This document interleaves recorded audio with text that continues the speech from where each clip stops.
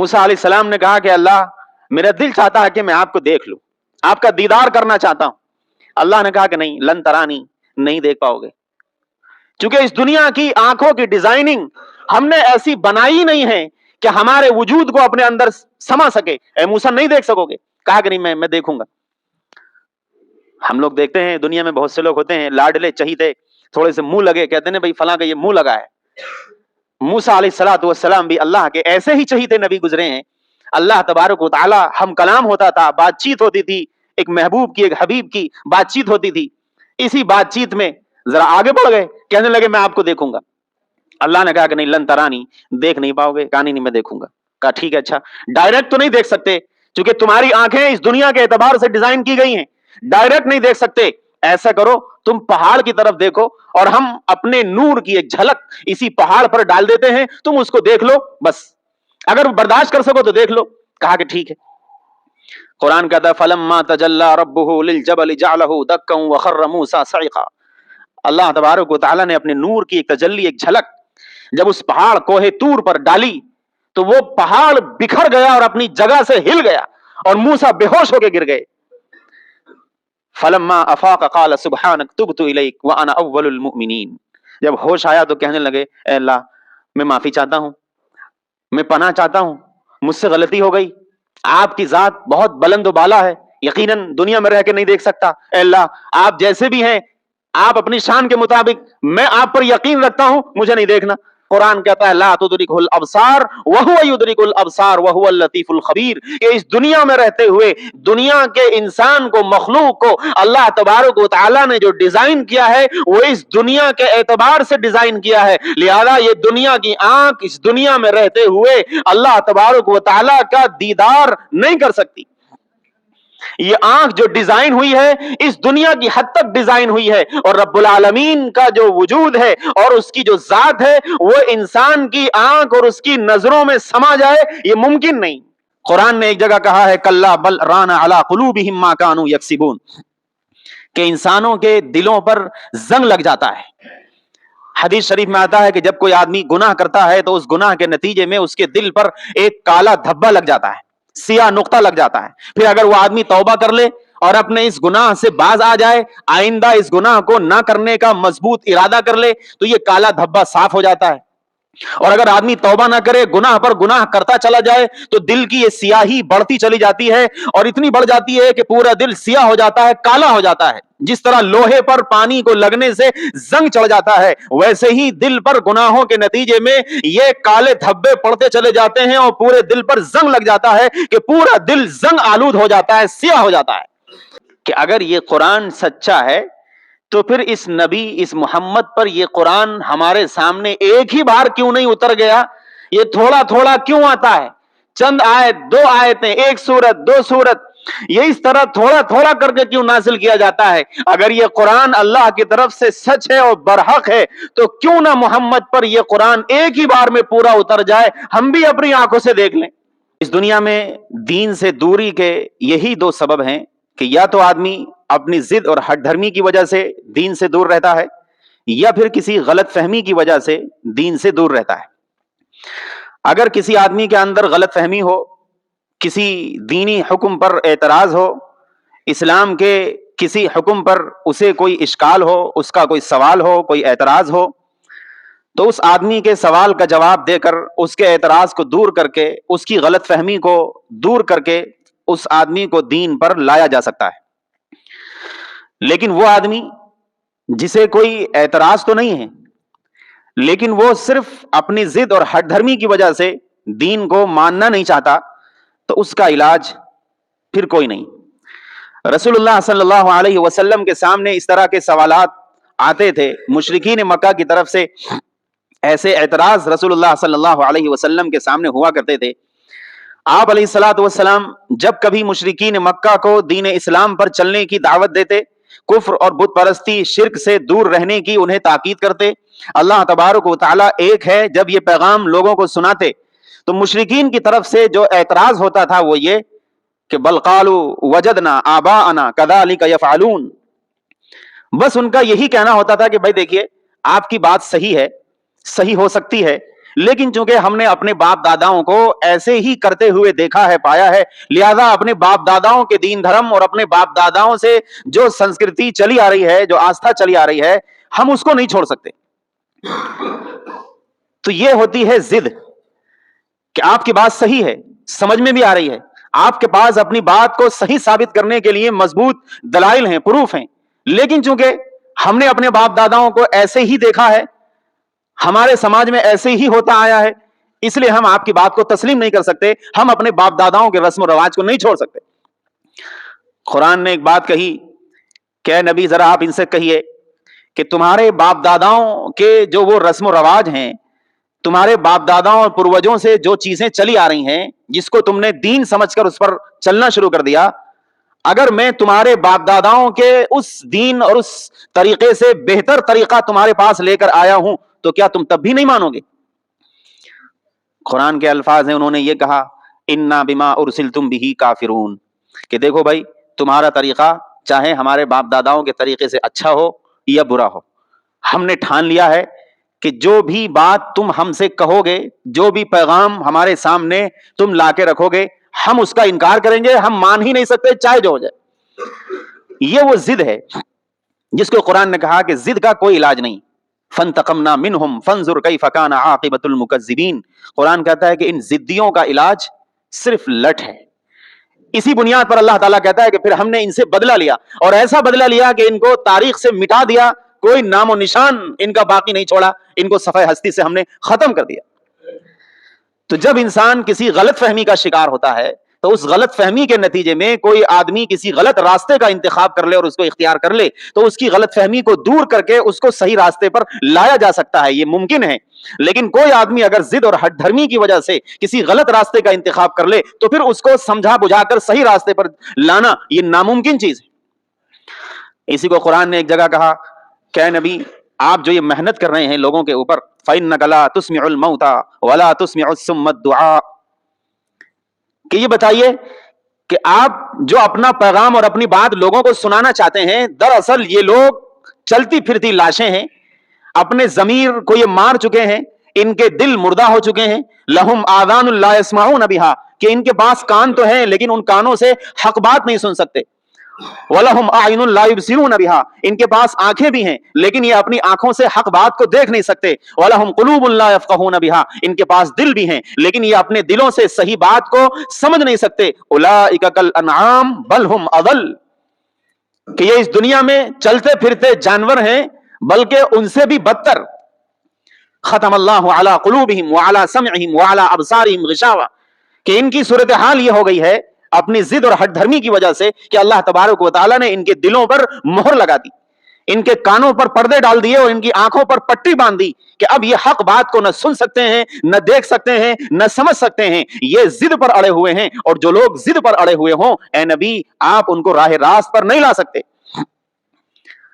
اسی لیے میں نے کہا کہ دنیا میں دو ہی وجہ ہوتی ہیں کہ انسان دین سے دور رہے، یا تو کسی غلط فہمی کے نتیجے میں جس کو دور کیا جا سکتا ہے، راہ راست پر لایا جا سکتا ہے، اور دوسرا طریقہ ہوتا ہے کہ انسان اپنی ضد اور ہٹ دھرمی کے نتیجے میں دین سے دوری اختیار کرے، اس ہٹ دھرمی کا کوئی علاج نہیں۔ موسیٰ علیہ السلام کی قوم بنی اسرائیل،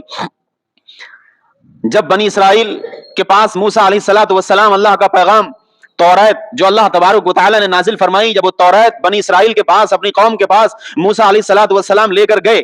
اور موسیٰ علیہ السلام نے جا کر کہا کہ بھائی یہ اللہ نے کتاب دی ہے توریت، اس پر تمہیں عمل کرنا ہے، یہی ہماری شریعت اور یہی ہماری زندگی گزارنے کا طریقہ ہوگا۔ وہ کہنے لگے نہیں، ہم ایسے نہیں مانیں گے، ہم تو اس وقت مانیں گے جب اللہ تعالیٰ ہم سے خود کہے کہ ہاں موسیٰ کو توریت میں نے ہی دی ہے، تمہارے عمل کرنے کے لیے دی ہے، ہم تب مانیں گے جب اللہ ہم سے خود کہے۔ یہ وہ ہٹ دھرمی، یہ ضد ہے۔ موسیٰ علیہ السلام نے کہا کہ ٹھیک ہے چلو یہ بھی کر لیتے ہیں، اللہ سے عرض کی، دعا کی، اے اللہ میری قوم کا یہ مطالبہ ہے، وہ آپ سے سننا چاہتے ہیں۔ موسیٰ علیہ السلام کچھ لوگوں کو لے کر کوہ طور مشہور پہاڑی وہاں پہنچے، اور اللہ تبارک و تعالیٰ کے الفاظ لوگوں نے سنے، کلام الہی اللہ کا کلام لوگوں نے سنا۔ اللہ تبارک و تعالیٰ نے ارشاد فرمایا کہ موسیٰ کو یہ کتاب توریت میں نے دی ہے، لیکن چونکہ ضد تھی ایک قدم اور آگے بڑھ گئے، کہنے لگے کہ نہیں ہم کیسے مان لیں کہ یہ اللہ کے الفاظ ہیں۔ قالوا لن نؤمن لك حتى نرى الله جهرة، اے موسیٰ ہم تمہاری بات اس وقت تک نہیں مانیں گے جب تک کہ ہم اللہ کو اپنی آنکھوں سے دیکھ نہ لیں۔ ایک ضد تھی جو پوری کر دی گئی، دوسری ضد کہ جب تک ہم اللہ کو اپنی آنکھوں سے نہیں دیکھ لیتے تب تک ہم نہیں مان سکتے کہ یہ اللہ ہی کا کلام ہے، کسی اور کا کلام ہے، ہم تو اپنی آنکھوں سے دیکھیں گے۔ قرآن کہتا ہے کہ پھر اس ضد کا علاج تو سمجھانا نہیں ہے، اس ضد کا علاج تو پھر وہی ہے جو اردو زبان میں ہم لوگ کہتے ہیں کہ لاتوں کے بھوت باتوں سے نہیں مانتے۔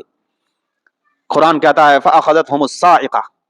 کہ آسمان سے ایک بجلی کڑکی اور اس بجلی نے ان تمام لوگوں کو اپنی لپیٹ میں لیا، سب کے سب وہی مار دیے گئے۔ ضد کا علاج سمجھانے سے نہیں ہو سکتا۔ اور اس کے بعد موسیٰ علیہ السلام نے جب دیکھا کہ سب مر گئے، دعا کی کہ اللہ میں ان لوگوں کو لے کر آیا تھا آپ سے بات کرانے کے لیے کہ یہ مان جائیں گے بات، لیکن ان کی ضد اور ہٹ دھرمی جس کے نتیجے میں آپ نے ان کو عذاب دیا، یہیں پر موت دے دی۔ اے اللہ اب میں اپنی قوم میں جا کر کہوں گا تو لوگ الٹا مجھ پر الزام لگائیں گے کہ موسیٰ جو ہے اپنی قوم کے لوگوں کو لے گئے اور جا کے وہاں مروا دیا۔ اے اللہ یہ تو بڑا الزام آ جائے گا، آپ ان کو زندہ کر دیجئے۔ قرآن کہتا ثم بعثناکم من بعد موتکم، اسی وقت آن دا اسپوٹ ہم نے ان لوگوں کو زندہ کیا۔ یہ وہ چیزیں ہیں کہ اگر کوئی آدمی اپنی آنکھوں سے اللہ تبارک و تعالیٰ کی طرف سے قدرت کے یہ معجزات اپنی آنکھوں سے دیکھ لے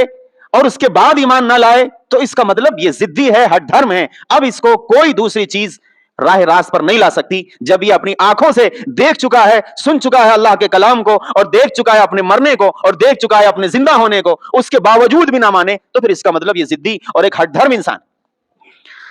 رسول اللہ صلی اللہ علیہ وسلم کے سامنے مشرکین مکہ نے ایک اعتراض کیا، وقال الذين كفروا لولا نزل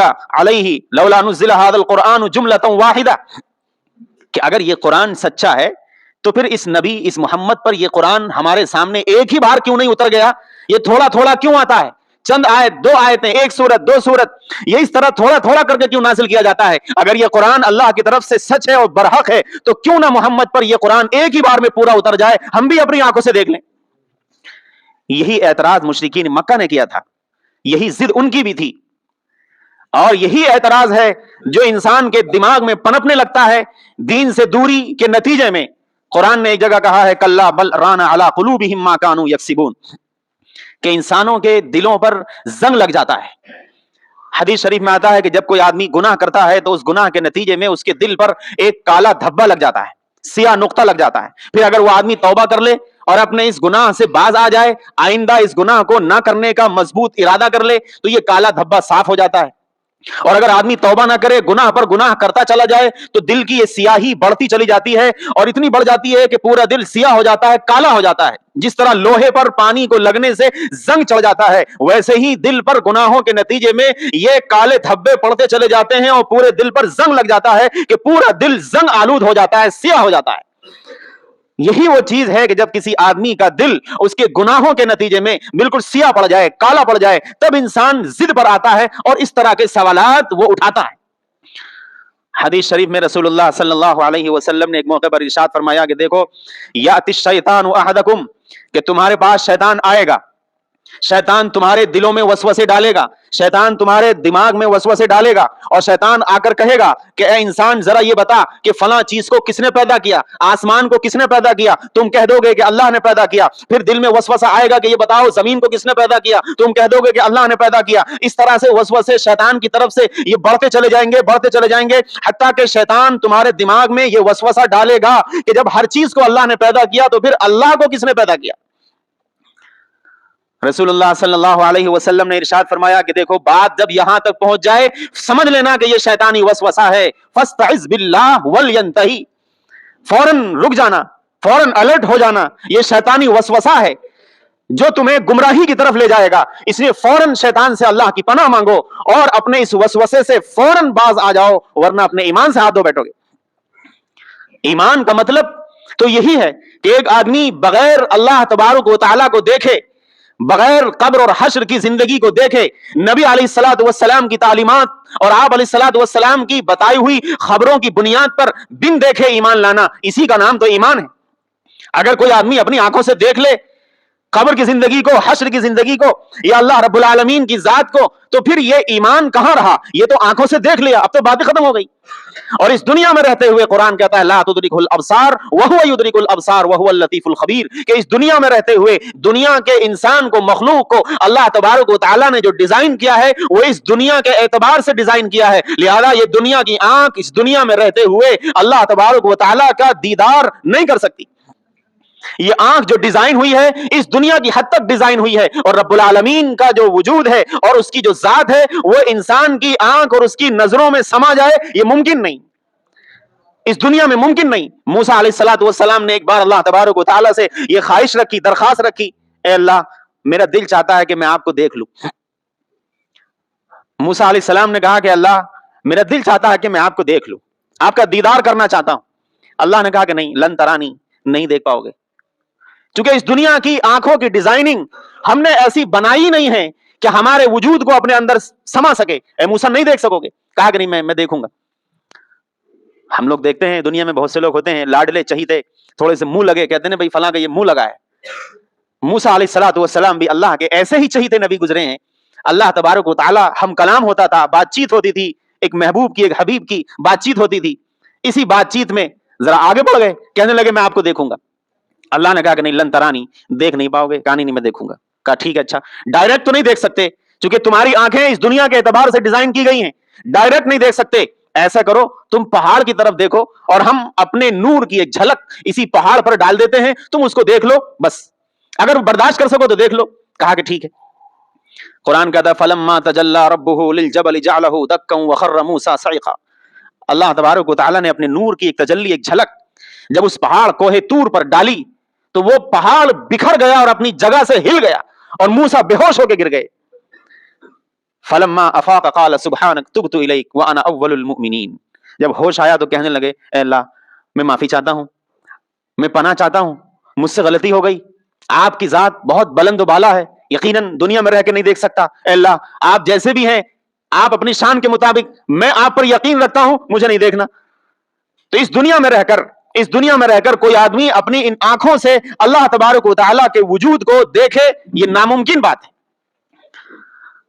اور جب آخرت میں انسان جائے گا, حدیث شریف میں آتا ہے رسول اللہ صلی اللہ علیہ وسلم نے ارشاد فرمایا کہ آخرت میں جنت میں جب جنتی چلے جائیں گے, اللہ تبارک و تعالیٰ جنتیوں سے پوچھے گا کہ کچھ اور چاہیے, کسی اور چیز کی خواہش ہے؟ جنتی کہیں گے اے ہمارے رب, آپ نے ہمارے چہرے روشن کر دیے, آپ نے ہمیں جہنم سے بچا کر جنت میں داخل کر دیا, آپ نے تمام نعمتیں ہمیں عطا کر دی, اب بھلا کس چیز کی خواہش ہو سکتی ہے؟ اب ہمیں کسی چیز کی خواہش نہیں ہے. حدیث شریف میں آتا ہے کہ اللہ تبارک و تعالیٰ اپنی ذات, اپنے نور کا پردہ اٹھائے گا اور تمام جنتیوں کو اللہ کا دیدار ہوگا. جنت کی جو ڈیزائننگ ہے, آخرت میں جو انسان کی ڈیزائننگ ہے, آنکھوں کی ڈیزائننگ, اس کے پورے جسم کی جو ڈیزائننگ ہے وہ اس دوسری دنیا سے متعلق ہے, اس دنیا والی ڈیزائننگ نہیں ہے. اس دنیا کی جو ڈیزائننگ ہے وہ اس دنیا کی حد تک ہے, یہاں پر اللہ کا دیدار آنکھوں میں سما جانا ممکن نہیں. آخرت اور عالم آخرت کی جو ڈیزائننگ انسان کی ہے وہ اس دنیا کے اعتبار سے کی گئی ہے, وہاں ممکن ہے. قرآن میں کہا گیا وجوہ یومئذ ناظرہ الی ربہا ناظرہ, بہت سے چہرے تر و تازہ ہوں گے, بارونق ہوں گے میدان حشر میں, چونکہ وہ اپنے رب کا دیدار کر رہے ہوں گے. ایک موقع پر حدیث شریف میں آپ علیہ السلام نے ارشاد فرمایا لوگوں, جس طرح دنیا میں رہتے ہوئے 14ویں رات کے چاند کو دیکھنے میں تمہیں کوئی دقت و تکلیف نہیں ہوتی, اپنی آنکھوں کے سامنے دیکھتے ہو, ویسے ہی جنت میں اللہ کا دیدار کرو گے. وہ عالم آخرت کا معاملہ ہے, اس دنیا کا معاملہ نہیں. لیکن اسی عالم آخرت میں قرآن نے جو بات کہی کلا بل ران علی قلوبہم ما کانوا یکسبون, کہ بہت بڑا طبقہ ایسا ہے ضدی اور ہٹ دھرم لوگوں کا کہ ان کے گناہوں اور بدعمالی کے نتیجے میں ان کے دلوں پر چونکہ زنگ لگ چکا ہے, ان کے دل چونکہ بالکل سیاہ ہو چکے ہیں, آنکھوں پر پٹی ہے, کانوں میں پردے ہیں, اور دل کے اوپر اللہ نے مہر لگا دی ہے, اور ان کی بدعمالیوں کے نتیجے میں قرآن کہتا ہے کہ یہ لوگ ہی ہیں وہ جو کل قیامت میں اپنے رب کے دیدار سے محروم کر دیے جائیں گے. وہ آنکھ اللہ کو نہیں دیکھ سکے گی جو اس دنیا میں جس آنکھ نے گندی چیزوں کو دیکھ کر اپنی قوت بصیرت کو بالکل مس کر رکھا ہو, وہ کان, وہ دل جس کے اوپر اللہ کی طرف سے مہر لگ چکی ہو, وہ ضدی اور ہٹ دھرم مزاج لوگ جو اپنے گناہوں کے نتیجے میں ہدایت اور اللہ کی راہ اور اس کے دین پر چلنے کی توفیق کو سلب کرا چکے ہوں, چھنوا چکے ہوں, وہ لوگ کل قیامت میں اللہ کے دیدار سے محروم رہیں گے. اس لیے ضرورت ہے اس چیز کی کہ ہم ایمان کو اصل سمجھیں کہ ایمان ہے کیا. ایمان دیکھ کر کسی چیز کو ایمان لانے کا نام نہیں ہے. دیکھ لیا اگر کسی چیز کو تو ایمان کا کیا مطلب, وہ تو اپنی آنکھ سے دیکھ ہی لیا. ایمان اس صورت میں معتبر ہے کہ جب اللہ کا نہ دیدار کیا, نہ جنت کو دیکھا, نہ جہنم کو دیکھا, نہ قبر کو دیکھا, نہ اس کی زندگی اور وہاں کے حالات کو دیکھا, صرف نبی علیہ الصلوۃ والسلام کی باتوں پر تصدیق کر کے ان پر ایمان اور یقین لاتے ہوئے ہم اس کو معتبر سمجھیں اور اس کو اپنا عقیدہ بنا لیں, یہ ہے اصل ایمان. اور اس دنیا سے جانے کے بعد تو سب کچھ آنکھوں کے سامنے آ ہی جائے گا, اور وہاں آنکھوں کے سامنے آ جانے کے بعد اگر کوئی آدمی یقین کرے تو پھر اس کو ایمان نہیں کہتے. قرآن نے ایک جگہ کا ربنا ابصرنا وسمعنا فرجعنا نعمل صالحا انا موقنون. لوگ کہیں گے اللہ اب ہم نے اپنی آنکھوں سے دیکھ لیا, آپ کا وجود ہے, ہم نے اپنی آنکھوں سے دیکھ لیا, جنت بھی ہے, جہنم بھی ہے, موت بھی ہے, قبر بھی ہے, قیامت بھی ہے, سب کچھ اپنی آنکھوں سے دیکھ لیا, ایک بار دنیا میں اور بھیج دیجئے, تیری ذات کی قسم جب تک دنیا میں رہیں گے نیک ہی اعمال کرتے رہیں گے, برائی کی طرف کبھی جھانک کے نہیں دیکھیں گے. قرآن کہتا ہے کلا انہا کلمۃ ہو قائلھا, نہیں نہیں نہیں, اب تو ہو چکا, اب تو ہو چکا جو ہونا تھا, اب واپسی دنیا میں ممکن نہیں. جس طرح اس دنیا میں رہتے ہوئے ایک انسان کا واپس عالم ارواح میں یا اپنی ماں کے پیٹ میں جانا ممکن نہیں, ویسے ہی عالم آخرت سے پلٹ کے عالم دنیا میں آنا یہ بھی ممکن نہیں.